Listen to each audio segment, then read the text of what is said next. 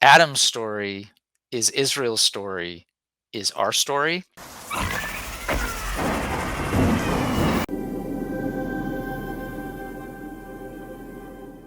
There are many things that we do find that are paralleling with similarities between Eden and Canaan. Uh, but it's really more important that it's Adam's story, is Israel's story, is our story. So, kind of the details of that, uh, in Eden and Canaan, you've got a land prepared for habitation, right? That they didn't have to go in and start from scratch. A land is provided for them, sort of like getting back to that suzerain vassal and land grant. Uh, that land is provided for them. It's prepared for habitation. In both Eden and Canaan, they're commanded to exert dominion, but not in a abusive sense, but in as a caretaker, that they are supposed to go in, take possession, and bring order out of disorder. Uh, in both cases, there's warnings against disobedience. Both have symbols of idolatry. In Eden, you've got a snake that is this symbol of idolatry, of serving a master that's not the creator God. And in the land of Canaan, the Canaanites themselves often serve, and their idols serve as these symbols of idolatry and the tendency to drift in worship away from the creator to things that are not God. You've got, actually, there's some Sabbaths and festivals that we see, of course, in Canaan, but you also see it in microcosm in Eden and in the creation story. And the calendar layer actually gets into a little bit more detail on that, where even the description of the sun, moon, and stars is not just about separating out days and weeks and months and seasons, but also sets the stage for the festivals, and there's specific wording towards that end.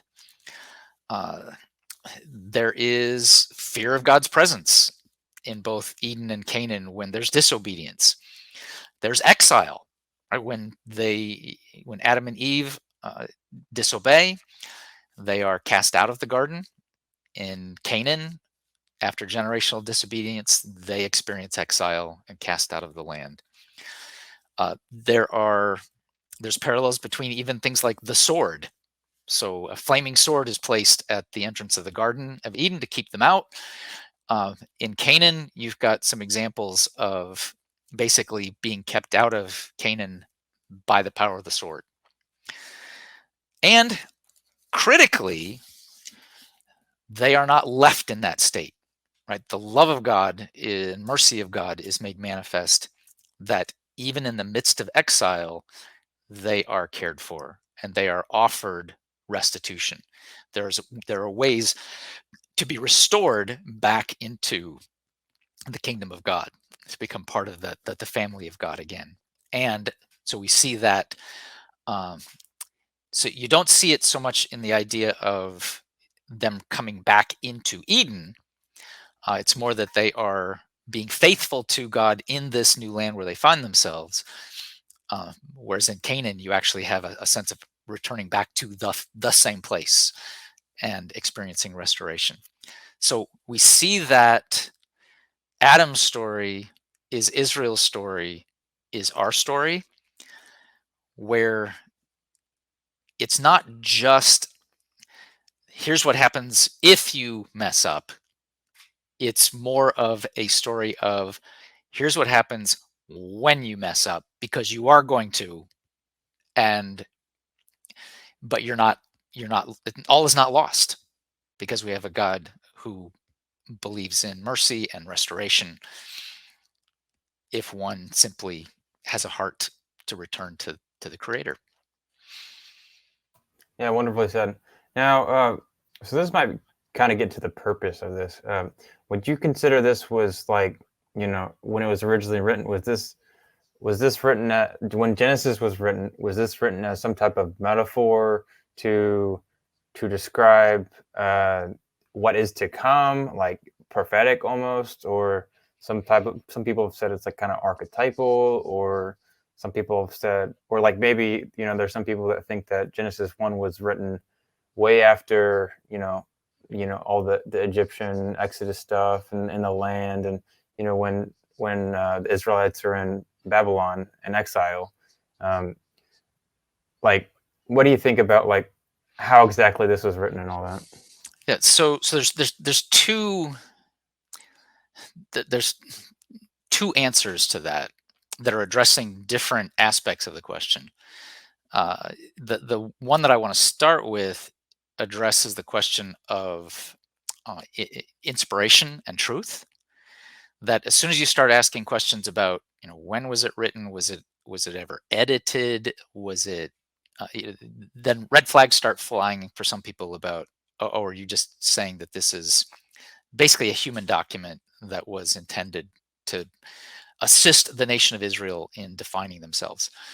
Uh, I do think that the Bible is inspired and that it is communicating the truth that God has intended to communicate to us. That does not mean that when something was initially recorded, that that was it, right? Because God could be using the process of initial writing and editing as part of the inspiration, such that the document that ends up being what Israel becomes part of the canon at that point is this inspired, truthful text. So certainly, we know that the time of writing, initial writing of the Genesis account, is Moses, right? I mean, the whole Pentateuch is at least initially being drafted by Moses. So long after the events have occurred in primeval history, uh, and then after this point, you've got some degree of editing that everybody acknowledges, right? For example, when you read in Exodus that it's talking about the death of Moses, clearly Moses did not write that. That's somebody that's coming on and adding that into that story. We also see things like the Hebrew scholars will tell us that the the style of writing is post-exile, and that doesn't mean that things were radically changed. That you can think of it as like King James English and modern English, right? It's the same Bible. We're simply updating the language to reflect how people speak now. And so you see that's in the text. And then there's discussion about whether some additional information is included in the Pentateuch that reflects post-exile observations. Um, I don't really have a dog in that fight. I simply note that it's an active discussion among Bible believing Old Testament scholars. All right, this is just a super complicated. Yes. Uh, I'm gonna cut this out, but reading Seth Postel's work, this is one of the first ones I read, his dissertation, and like that thing is deep and dense and all kinds of Hebrew and Yeah, and it's also a good example of where Ken and I used the work of Postel, um, and others that were writing on that subject in order to present this layer, but weren't necessarily trying to go deep to describe or defend every aspect or nuance of the position that they described. Mhm. Yeah, yeah, and Yeah, for just as one example, yeah, in their writing, they will often try to make the case that Eden and Canaan were geographically the same place. mm, That's possible, but I don't think is an essential aspect to this understanding of Adam as Israel. Adam's story is Israel's story, is our story. The parallels between Eden and Canaan, whether they were intended to be physically identical or just conceptually similar. You, you get the same message from it. Yeah. So would you say that you get the from when you see all these different things in common, and just to even mention that, sure, like we've talked about this list, but it goes way deeper than that. I would say, like, um, and not you guys don't even specifically talk about Seth Pastel's view on this, but um, like I think he takes almost a different approach in some ways, because like he goes a whole route, another route, which add additional things into it, but it also adds additional complexities, and it's like, well, I don't know if exactly we want to go there. That's kind of weird, but Yeah, well, um, and hopefully, so the I we were very intentional. Notice how thick that is, right? That was not an accident. We were writing this with the idea of making it very accessible and providing sufficient information, not exhaustive information, so that if somebody really got intrigued by one of these layers, there's tons of footnotes and there's tons of references, bibliography in the back where you can do a deep dive. In fact, we early on we had one reviewer that he was kind enough that he sent me the review before he published it, and it was generally positive, but it had one critique in there that we left out some important names in the conversation, and I replied with that. Well, yes, we did. We knew we did, because the idea was not an exhaustive treatise. It was sufficient information to communicate the richness of the story, provide sufficient documentation to know that we're not just this is not something we're just inventing, right? These are things that um, Bible believing scholars have proposed and described. And then if you something strikes your fancy and you're intrigued by it, then dive deep. so I guess one question is like, what would be the purpose of, whether it's dictated by God or written by just like Moses is just thinking, prophetically, or even a writer in the exile. What would be the whole purpose of having these similarities here? Of having what kind of similarities are you thinking of? Just between Adam and Israel, and the Oh, oh, oh, oh. locations. Well, I think, regardless of whether it was, the first time it was written down, it was just inspired that way as it was, or whether, that inspiration was a result of, some subsequent edits. In either case, I think that there was definitely intentionality in, by God, in describing the first human couple in the garden as a story that was going to encapsulate human history. That the things that Adam and Eve experienced were things that Israel was going to experience, are things that we are going to experience. That both helps us in the sense of not being caught by surprise, but perhaps more importantly, of not despairing, right? Because we make all of the same kinds of mistakes that the first couple did and that Israel did, and experiencing sometimes very painful consequences, and all is not lost. That this is a God who redeems. And you see that in the creation story. You see it repeated throughout the Pentateuch and the entire the entire the entire Bible. Yeah. So one question I have for you is that, when we're looking in the Bible for these different similarities, or sometimes not even looking on purpose, it's just like, wow, that stands out. That's weird. They both have the same thing. That's a hmm. Um, Now, sometimes it's a lot more obvious if it specifically says, "Hey, something like Adam is Israel" or something like that. Right. And it's a lot of times in the New Testament, people like Paul do that. But um, in regards to like when we're looking at these things, like how do we look at it and um, not just like see what we want to see in there? Like how do we figure out, like, oh, this is what the writer was really intending? Just for an example for you, so like, there's a lot of Old Testament scholars, or a lot of atheists that are kind of like trying to make these similarities or parallels from like Moses to Sargon, and all these other different texts. And it's like, oh, Moses didn't exist because there's similarities here. Well, it's like, well, just because there's similarities doesn't mean that they're the same exact person. Like, come on. Right. But at the same time, how do you differentiate? Like, how do you know when it's on purpose, and how do you know that it's just a coincidence? Uh, yeah, that's where you go into this deep trance and you ask God's Spirit to just reveal. Yeah, no.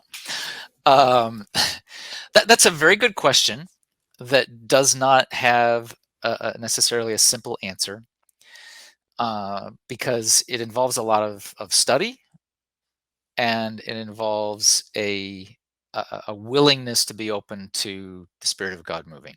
Right? We don't understand really anything in Scripture without God's Spirit at work, right? Um, so one of the things that we look for when we're trying to sort out something that may be truthful versus something that's fanciful is, is a proposed or described understanding consistent with the overall narrative of Scripture, right? So if somebody comes up with some wild idea that maybe they've got a bunch of verses and archaeology that they can start pulling on, but it just doesn't make sense with or jive with the overall theme and narrative of the Bible, that's a pretty good indication that that's probably not a valid understanding. Uh, so that would be one thing that we would look for. Uh, in terms of the more specific question about when people start saying, that this just all this is just borrowed, it's just appropriated from the surrounding nations. We already talked a little bit about that, where the two options of it's either all borrowed or no, it's all unique. Neither one of those are really defensible arguments. The much more logical, reasonable argument would be that the shared experiences are being tapped into in order to communicate these eternal truths about the creator and about his relationship with his people. So when we have that understanding, and it sort of frees us up from being too worried about that if there's similarities that somehow that makes the Bible less true. It's like, no, these are shared experiences that are being tapped into, whether it's the treaty structure that is used in order to describe the covenants, whether it's the common understanding of a what a temple means, and for a God to rest in his temple, that some of that same language is used so that the people of Israel could understand it.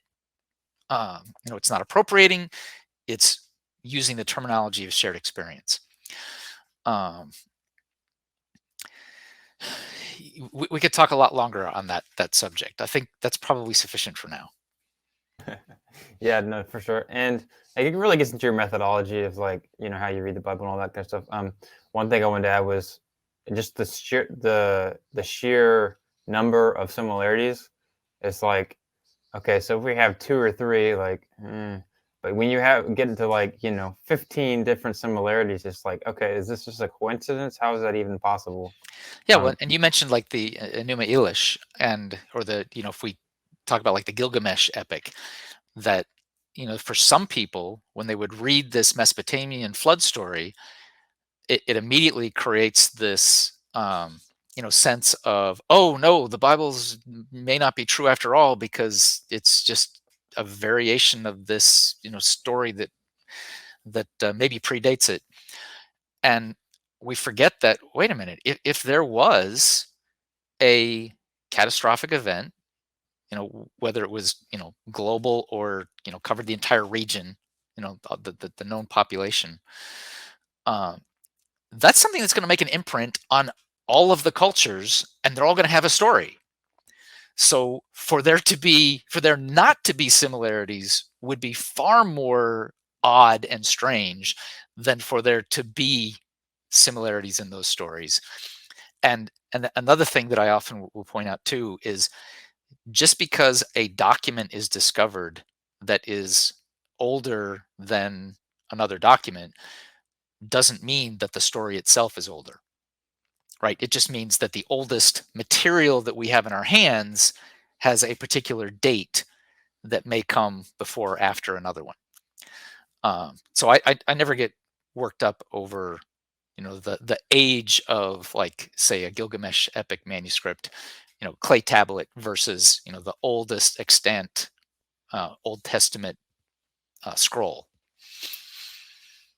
Yeah, yeah, no, totally. And one more thing is, I mean, I did a video on it, so I've got a lot to say about it. But um, the when writers, like, so when you say you have, like, Genesis 1 uses, in Genesis 2, 3 use the same language as, Exodus, and when the Israelites are going into the land.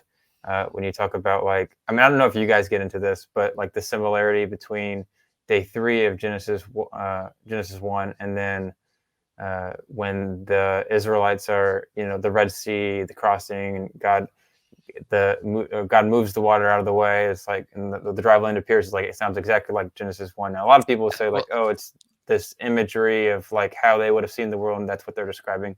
But yeah, do you have your thoughts on that? yeah, so that kind of relates to a different question that will get asked of, why seven, why, and might there be other layers? And we really liked the number seven for obvious reasons. Um, and we did in fact identify seven that we felt were very defensible, and that we thought fit together well. They were complementary. Uh, but that's not saying that all of those have to be legitimate, or that's all there is. And in fact, after publishing this book, I became aware of some of these comparisons with the Exodus and parallels with Genesis 1, the creation story.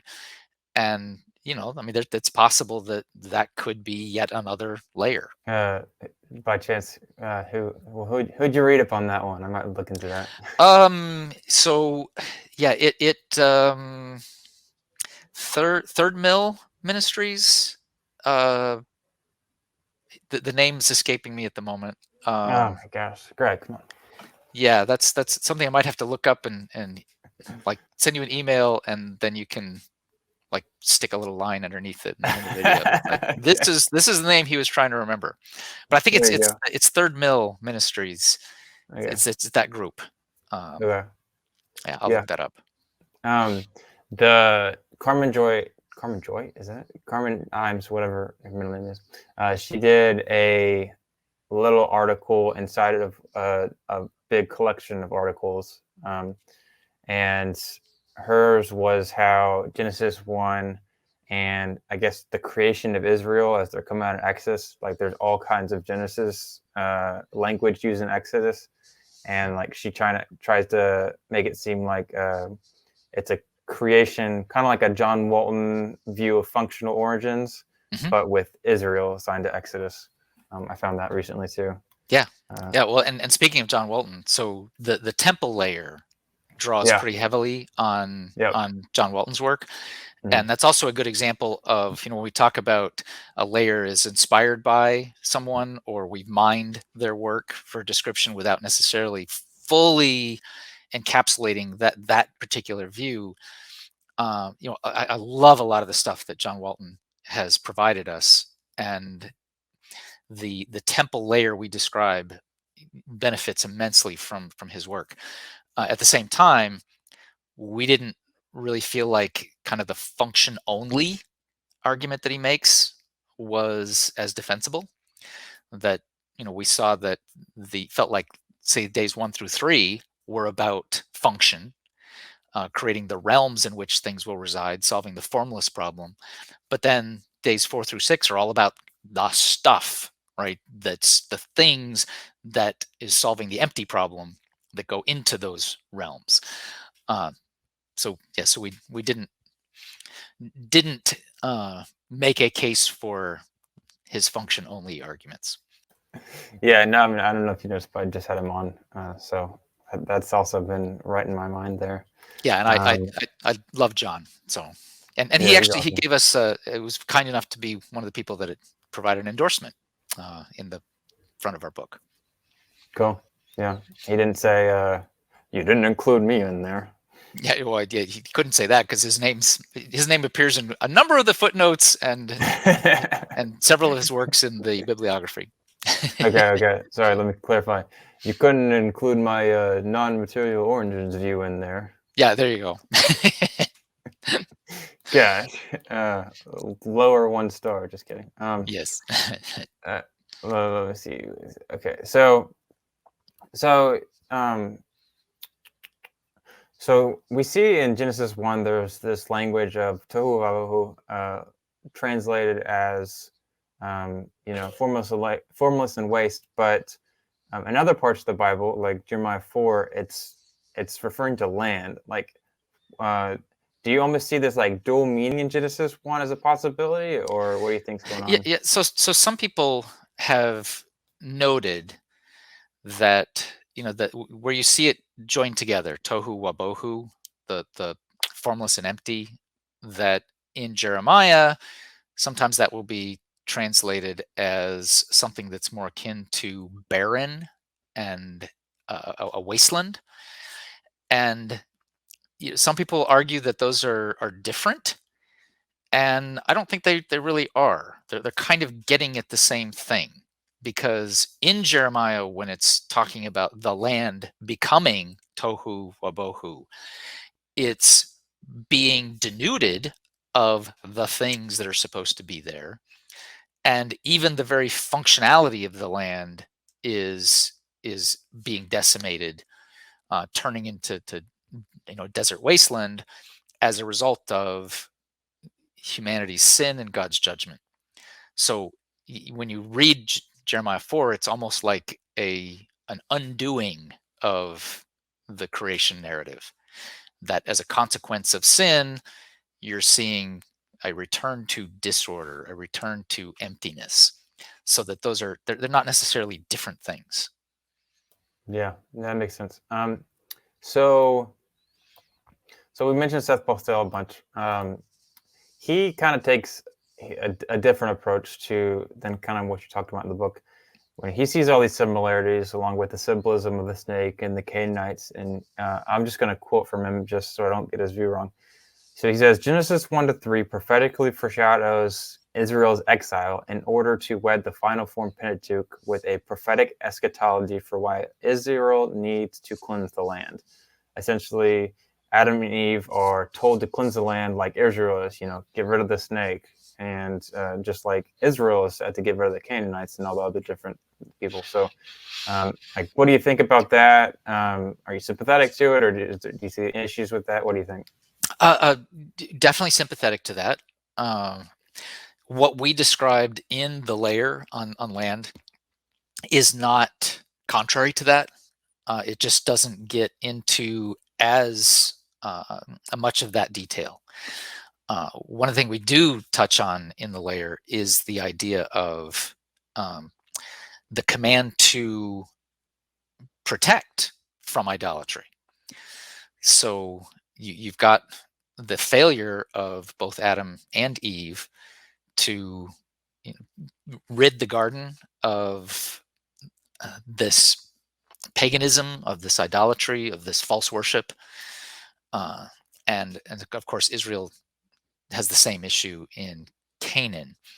So if I were to take issue at all with a difference, it would be that in Eden there's not a corruption there that they're entering to purge, whereas Israel going into Canaan, that there is that there's something there, that there's an evil there that actually needs to be purged. Doesn't mean that there's not a parallel. I just think that it's a little bit of a different nuance, where that they're both supposed to guard and protect the land, whether it's Eden or Canaan, and in both cases they fail in various ways to do so. So I'm sure you're familiar with this, the language of subdue and rule in Genesis 1. Yes. And Joshua John Vanny, he wrote an article, and he was basically saying that it's extremely harsh, like language that killing and even rape sometimes when it's used, like it's always bad language. And I don't know if Seth Pastel mentions it, but like yeah, no, he definitely does. But he's basically says that like that's like a precursor to then seeing the snake in Genesis 2 and 3. And like, is that kind of different than what you're saying, or like I don't know, maybe you can help me understand better. Uh, so I'm not as familiar with the details on that Seth has written about Pastel. Um, Mhm. but we do, Ken and I have described the notion of uh, subdue and take possession of as being a command to steward this land. So it's very active in the sense of going in and bringing order to disorder. Uh, and that doesn't necessarily mean making something bad into something good, right? Because there's a beauty to the natural wild, and God says to go into this natural wild and bring some order to this. And so it's not in Eden, it's not taking something bad and turning it into something good, but it's turning it into a different kind of good, right? It's bringing order and organization and tending to the garden, and it's giving them work to do that is godly work, right? We were not made, human beings were not made to be passive and sit by the pool and drink pina coladas all day. We were designed to work. And you see that exemplified in Eden with Adam being given the assignment to work and to tend to the natural realm, but also then in a spiritual sense to be active in guarding that land against evil coming in. And that evil can come in a variety of forms. It can come in kind of as that direct kind of paganism, idolatry, but it can also come in from internally, where you become lackadaisical, lazy, failing to tend to the garden. So uh, if so, in that sense, in that possession and take dominion of, I don't see that as much as go in and mine everything and leave huge holes in the ground and drive out everybody that you don't like and be violent and mean, and that's not what it means. Though having said that, that makes it sort of sound like, oh, can't we just all get along and sing kumbaya together? That there is an aspect also in that where there are times when it requires the use of more harsh methods in order to accomplish something. I mean, I think of, we've the news has been full of the mass shootings lately, and for one of in uh, uh, um, which one was it, the elementary school where the police delayed going in, that they have been highly criticized for not using more violence in order to protect those kids. So, that's kind of a classic example of when taking possession and being a good steward does mean making use of some violence. Whoa, hold up. Oh, I know what you want. You want to watch the rest of this interview. Well, here you go. Just press right here. There you go. You're good now.